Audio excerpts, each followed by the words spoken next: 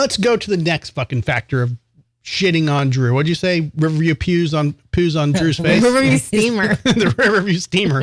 I'm going to make a shirt, dude. I swear to God. Look, I've been doing this work. I'm a private investigator. I've been doing this shit for a while. Got my business started in 2011. Had, years prior to that, before I opened my company, doing work for the government. Went into the private sector, and I work with attorneys. I work with over 300 law firms throughout the United States. Family law, criminal defense, personal injury. What's the I do a lot of shit. 300 lawyers at the bottom of the ocean is a good start? Yeah, you said it.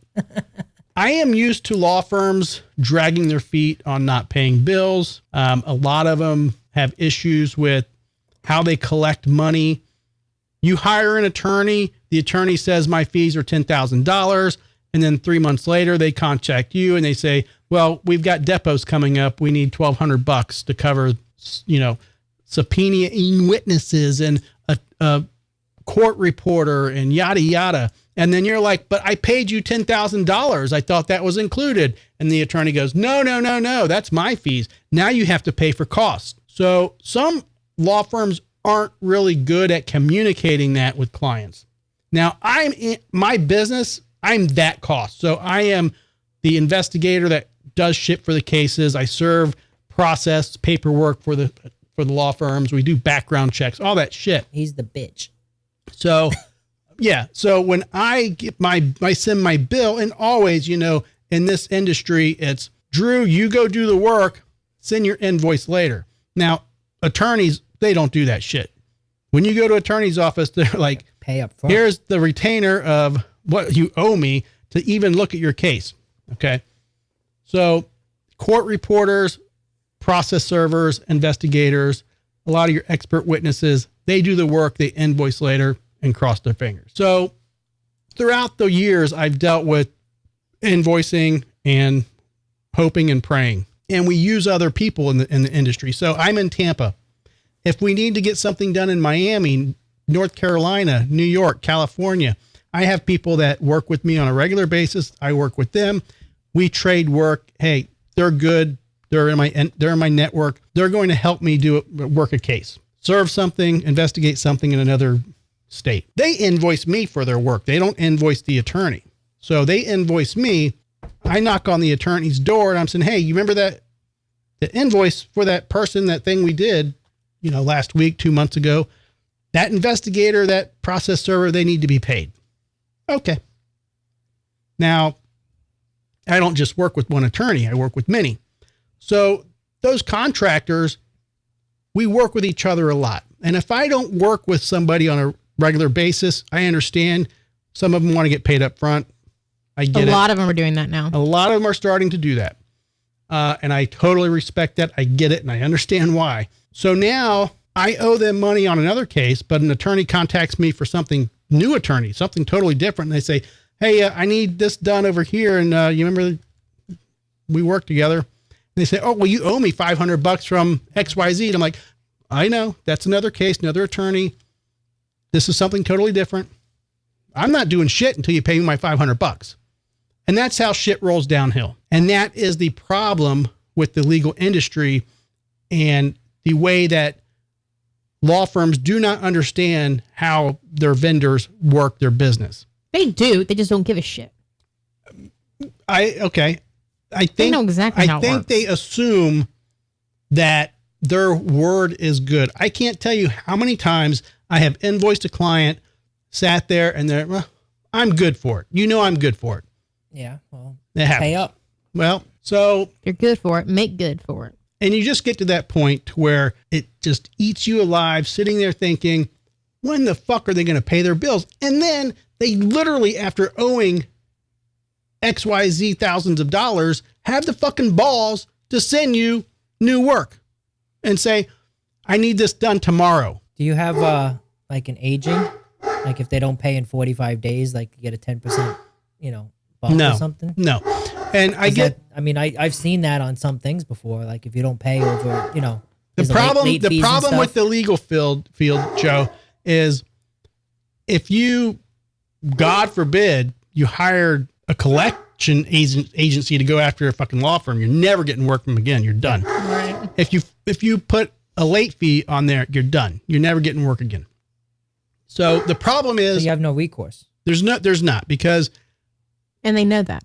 Yeah. And the most I've ever had an invoice, I say a past due invoice, was like $26,000. And that's when you're working a case for 3 months. But at that point, do you want that person as a client anymore? But you still want to get paid. Right. You still want to get paid, but you don't want, so be a dick and be aggressive about it. Here's your interest rate, or here's your penalty fee, or whatever it is. Yeah, but word spreads.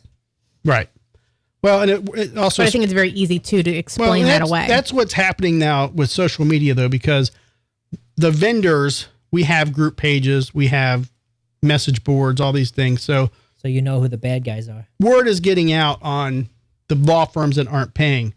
And I had a law firm contact me 2 months ago and said, hey, I'm just getting prices, yada, yada. And I gave them my price. And then I made a phone call to 3 other process servers in the area.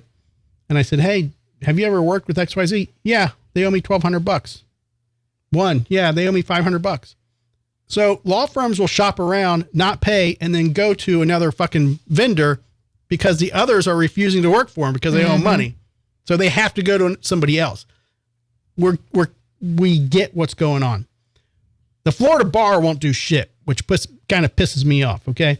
There should be a mandate that your costs are paid up front or mandated to be explained to somebody. How about a marketplace? Like to develop an online marketplace where they can go to one place and then you hire them through there. I mean, maybe that's a business opportunity. The problem with that is, you'll turn a process server into an Uber market, and then we start lowballing each other. And that's what we don't want to do, because if you have the sheriff's office who will serve a document for $40, and that's the problem, is you have kind of a socialist environment with the sheriff's office saying, hey, we're going to serve these documents for you for $40. Now, you will not get any answers or any response from the sheriff's office if they serve your documents. You're not going to know when they've been served. You get no update until they file their return. They do nothing. Okay. And they try 3 times, maybe, and then they're done. And you have to pay the sheriff's office up front. You have to mail them a check with the documents. So that kind of holds us by the balls. Now, obviously, they're not doing investigations or anything like that for law firms, but as far as the serving of documents, oh, that's true too. They're not going to sit and serve documents. And we do a sit and serve. That means you're having somebody that's giving you problems. They're not allowing you to serve documents. They're avoiding service. So we have to sit in their driveway or sit at their work or do something surveillance wise to get them served. And that's more complicated, but the sheriff's office definitely ain't doing that shit. So the point being is that we can't, like if I said, you know what, my price is $90 for a serve, that's where you're like, well, the sheriff's office is going to do it for $40. I charge more. I charge a lot more than $40, but cheaper than a prosty. Right. So anyways, I'm looking at my invoices this week and I'm just like, what the fuck? I send reminders. No response. I had one client last month owes me a lot of money. Oh yeah.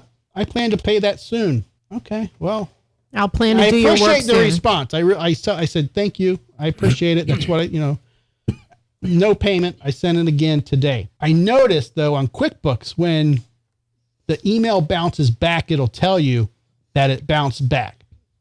And what they're fucking doing is they're blocking the email from QuickBooks. So when you get that email notifying you that, hey, this is an invoice, they're treating it like spam. And they're blocking it. So then they can use the excuse, oh, I didn't get it. So It's saying undeliverable. So I had to fucking print them as PDFs and I email them to the clients and like, just checking to make sure you got these from QuickBooks. It's saying the emails are now undeliverable. Print them out and send them certified mail. Then that's it, like $9. That's a waste of money. You can hire yourself to serve them.